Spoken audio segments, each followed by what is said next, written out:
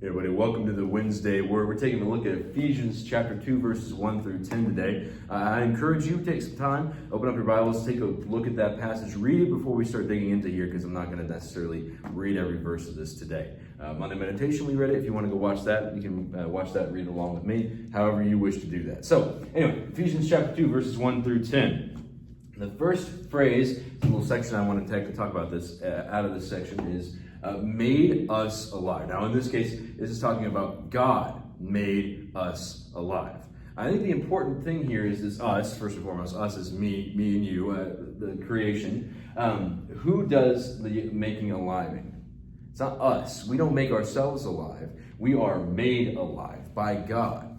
Now, the important thing that I get out of this is that it's not about us. We aren't the ones who make us alive. We aren't the ones who breathe life into us, which is the second point, which is that by grace you have been saved. This isn't something that we do. There's this verse in there also that talks about how it is not by works that you are saved, it's by this grace that you have been saved. This isn't a thing that we do. Salvation isn't something that we earn. It is something that we are given as a gift, as grace by God because of what Jesus did on the cross. Now, what's so important about these two ideas is that if I know that God has made me alive and that God has saved me by his grace, I don't have to worry about that. I don't have to dwell on, am I saved? Have I done enough? Do I have enough good works to outweigh my bad works? Do I have enough to earn God's love, grace, and mercy? But with these two, remembering these two verses, I don't have to worry about it. I don't have to dwell on if that thing that I did wrong 2 years ago is the thing that's going to make me be unworthy of God's love. If that thing I did yesterday is just one sin too many, or one commandment broken too many, for God to stop loving me. And what this opens me up to do is to do this last part, which is to do good works.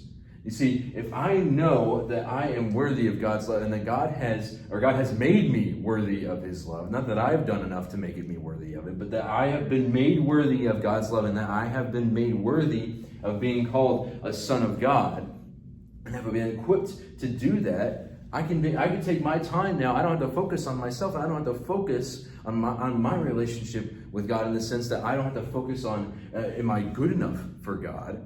I can focus on how do I take this love, this grace, this mercy that I have been given, and how do I share it with others through these good works that I get to do. See, God has chosen to work through me and you and through all the people in this world to accomplish the good things that he wants to accomplish. And he will, like we kind of talked about a couple weeks ago, he will equip those that he's called to do that. So whenever we have this opportunity, or whenever we face this kind of pain, this kind of anguish with, oh man, I have done too much wrong. Oh, I have misstepped one too many times.